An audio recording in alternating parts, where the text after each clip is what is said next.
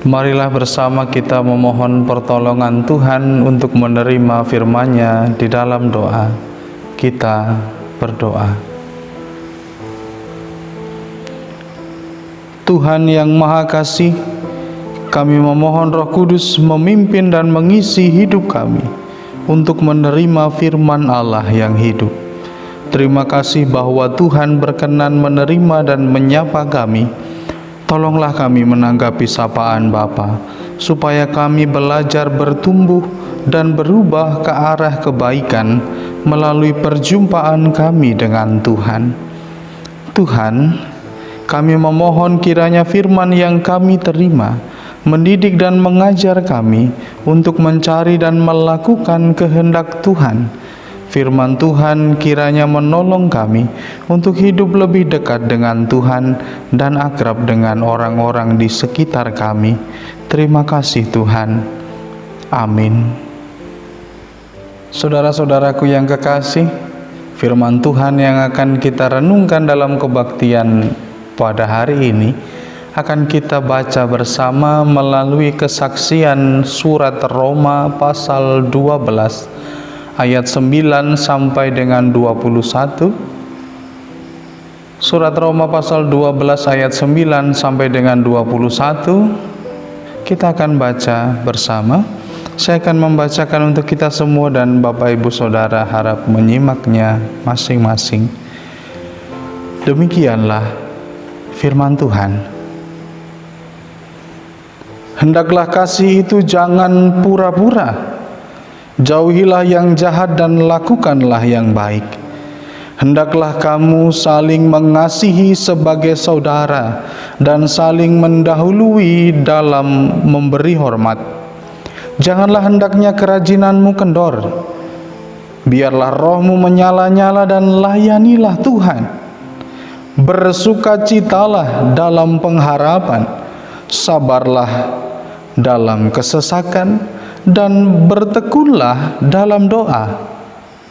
Bantulah dalam kekurangan orang-orang kudus, dan usahakanlah dirimu untuk selalu memberikan tumpangan. Berkatilah siapa yang menganiaya kamu, berkatilah dan jangan mengutuk. Bersukacitalah dengan orang yang bersukacita, dan menangislah dengan orang yang menangis. Hendaklah kamu sehati sepikir dalam hidupmu bersama. Janganlah kamu memikirkan perkara-perkara yang tinggi, tetapi arahkanlah dirimu kepada perkara-perkara yang sederhana. Janganlah menganggap dirimu pandai. Janganlah membalas kejahatan dengan kejahatan. Lakukanlah apa yang baik bagi semua orang. Sedapat-dapatnya, kalau hal itu bergantung padamu, hiduplah dalam perdamaian dengan semua orang. Saudara-saudaraku yang kekasih, janganlah kamu sendiri menuntut pembalasan, tetapi berilah tempat kepada murka Allah, sebab ada tertulis, pembalasan itu adalah hakku, dan akulah yang menuntut pembalasan, firman Tuhan. Tetapi jika seterumu lapar, berilah dia makan. Jika ia haus, berilah dia minum. Dengan berbuat demikian, kamu menumpukan bara api di atas kepalanya. Janganlah kamu kalah terhadap kejahatan, tetapi kalahkanlah kejahatan dengan kebaikan. Amin. Demikianlah firman Tuhan. Yang berbahagia ialah kita yang setia memelihara kebenaran firman Tuhan dan melakukannya dalam kehidupan kita. Bapak Ibu Saudaraku yang terkasih dalam Tuhan Yesus Kristus, perikop bacaan kita pada hari ini adalah bagian dari surat Rasul Paulus yang ditulis untuk jemaat Tuhan di Roma.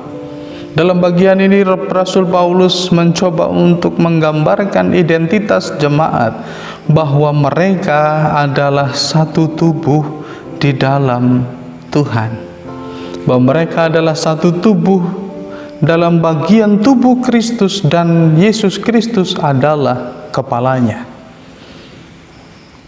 Sebuah gambaran yang digambarkan oleh Rasul Paulus juga untuk mengingatkan jemaat-jemaat Tuhan bahwa di dalam keadaan satu tubuh mereka terikat dan saling membutuhkan satu sama lain.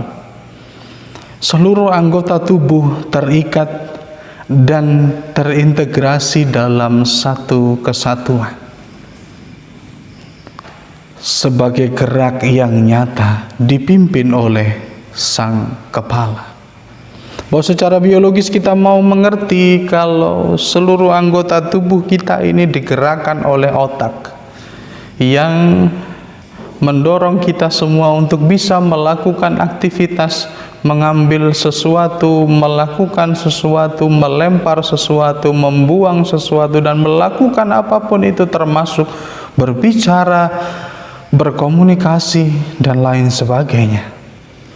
Nah, gambaran ini merupakan gambaran yang digambarkan oleh Rasul Paulus sebagai sesuatu yang nyata dalam kehidupan sehari-hari, dan harusnya ini dipahami oleh jemaat di Roma bahwa mereka adalah satu bagian, satu kesatuan di dalam Tuhan. Tentu saja hal ini membangkitkan penyadaran bahwa semua orang percaya memiliki kasih karunia yang dianugerahkan Allah sehingga dapat berfungsi sebagai anggota tubuh Kristus. Sehingga karunia-karunia yang kita terima kita gunakan dengan iman. Hal tersebut tidak juga lepas dari bagaimana kejujuran serta kerjasama yang setia, penuh kasih dalam kehidupan orang percaya.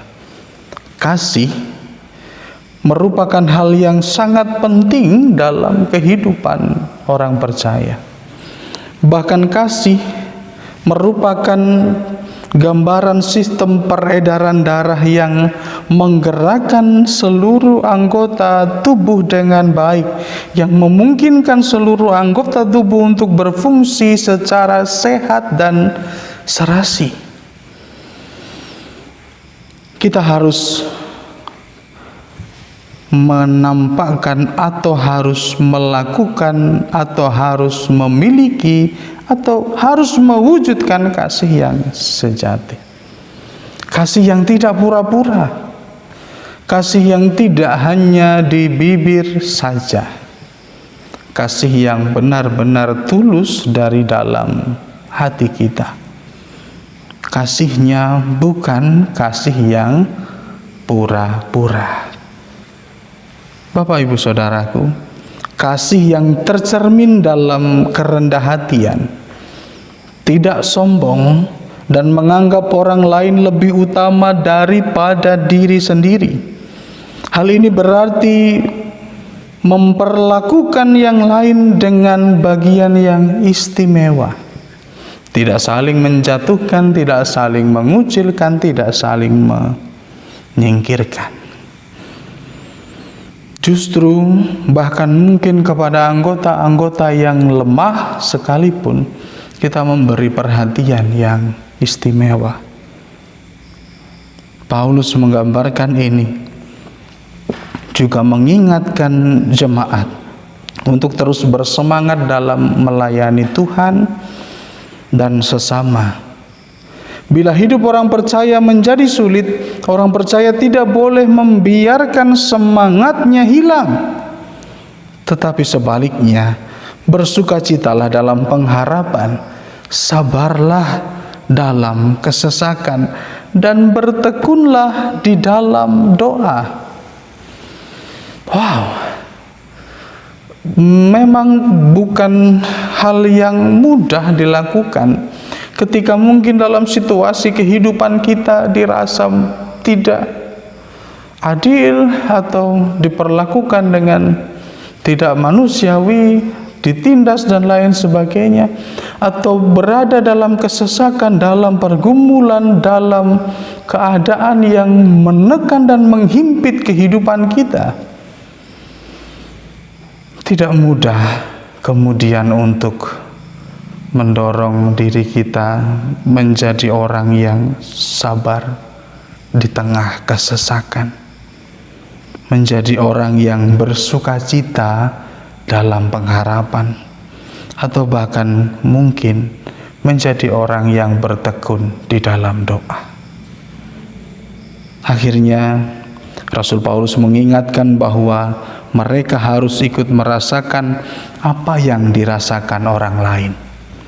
Persekutuan Kristen lebih dari sekedar pernyataan rasa simpati. Lebih dari itu, persekutuan Kristen berarti saling memberikan bantuan, saling menolong, membagi beban, berbagi berkat, sehingga kita semua boleh bertumbuh bersama-sama dan memuliakan Tuhan. Sikap yang rendah hati dan kemauan untuk saling berbagi serta berbuat baik kepada semua orang adalah tanda-tanda orang percaya yang benar-benar hidup melayani Tuhan dan sesama. Gambaran yang sudah sangat lumrah, sudah sangat biasa, bahwa persekutuan kita ditandai dengan kasih, didasari dengan kasih. Bukan sesuatu yang mengherankan kalau kemudian hidup kita sebagai orang percaya, kita diperintahkan untuk hidup di dalam kasih. Perintah Tuhan jelas, kasihilah sesamamu, juga kasihilah Tuhan Allahmu. Hal yang tidak boleh dipisahkan satu sama lain, yang semuanya akan saling terkait dan menjadi tolok ukur untuk melihat dan mengukur letak kasih itu. Ketika kita mengatakan mengasihi sesama tetapi tidak mengasihi Allah, itu juga sia-sia. Atau sebaliknya, mengasihi Allah tapi tidak mengasihi sesama juga tidak ada artinya. Saudara-saudaraku, perjuangan para perantau yang menjadi cikal bakal munculnya jemaat Gereja Kristen Sumatera bagian selatan. Saya tertarik untuk mencoba mengajak kita berefleksi ke belakang. Ketika mungkin orang tua kita, nenek kita, atau mungkin simbah-simbah kita yang dulu dari tanah Jawa merantau ke tanah Sumatera, mereka dengan berusaha keras, dengan berjerih lelah membangun kehidupan, hingga kita saat ini boleh menikmati keadaan kita, termasuk membuahkan persekutuan. Ketika dahulu orang-orang yang dari Jawa berkumpul, saling menemukan dan diketemukan dalam wadah balutan saudara seiman di tanah perantauan. Ini juga menggambarkan satu kehidupan yang menurut saya akan mendamaikan ketika satu sama lain saling menemukan dan diketemukan sebagai saudara. Semuanya diterima, semuanya saling mendorong dan mendukung. Hingga kemudian persekutuan ini bertambah luas, semakin luas, dan sampai saat ini berkembang menjadi sinode yang dewasa. Nampaknya kalau hal tentang kasih dan berbagi sudah bukan hal yang asing di tengah-tengah jemaat kita di GKSBS. Wujud patembayan, wujud pasamuan, wujud persekutuan, wujud kekeluargaan, wujud husni roha, kalau bahasa Medan, tapi saya kurang tahu bahasa Batak begitu, atau wujud rasa memiliki sebagai satu bagian keluarga yang memungkinkan kita untuk berjuang bersama. Keluarga menjadi kekuatan, kasih dalam persaudaraan menjadi kekuatan yang sungguh, yang menjadi ciri khas bagi kehidupan persekutuan kita. Ini agaknya yang perlu kita lestarikan. Pada titik inilah kita mau berefleksi di tengah situasi kita saat ini. Tentu bukan hal yang sulit ketika kita didorong bersama untuk saling berbagi, untuk saling melihat kepada penderitaan yang juga dirasakan oleh saudara-saudara kita, untuk melihat bagian apa yang bisa kita lakukan bersama-sama untuk berjuang dan pulih dari keadaan ini. Dan segala bentuk partisipasi diapresiasi, karena bentuk partisipasi dalam hal ini diwujudkan dengan kasih persaudaraan. Ada upaya untuk saling menerima, ada upaya untuk saling menghargai. Menjadi orang Kristen bukan hanya KTP-nya, tapi menjadi orang Kristen juga menjadi wujud identitas diri yang utuh, tidak bisa dipisahkan satu sama lain. Melalui nasihat Rasul Paulus ini, kita diajak bersama untuk menghikmati, merenungkan diri menjadi orang Kristen yang ngeristeni. Bagaimana itu? Menjadi orang Kristen yang benar-benar mewujudkan identitas kekristenan itu dalam keutuhan diri kita. Tidak hanya ketoke, tidak hanya kelihatannya saja Kristen, atau yang saya katakan tadi Kristen KTP-nya saja. Menjadi orang Kristen tidak hanya cukup mengaku saya Kristen walaupun saya tidak beribadah. Saya Kristen walaupun saya tidak mengasihi. Saya Kristen walaupun saya tidak berdoa. Saya Kristen walaupun saya tidak berbuat baik. Tidak bisa begitu. Karena ini bukan asas yang melekat ke dalam diri yang bisa dicopot lalu diganti seperti pakaian. Tapi identitas ini menjadi keseluruhan yang utuh. Maka dari sisi manapun kita punya tugas yang sama untuk tetap mewujudkan identitas Kristen kita, identitas orang percaya, identitas pengikut Kristus, dengan wujud nyata kebaikan yang kita nyatakan, kasih yang kita wujudkan.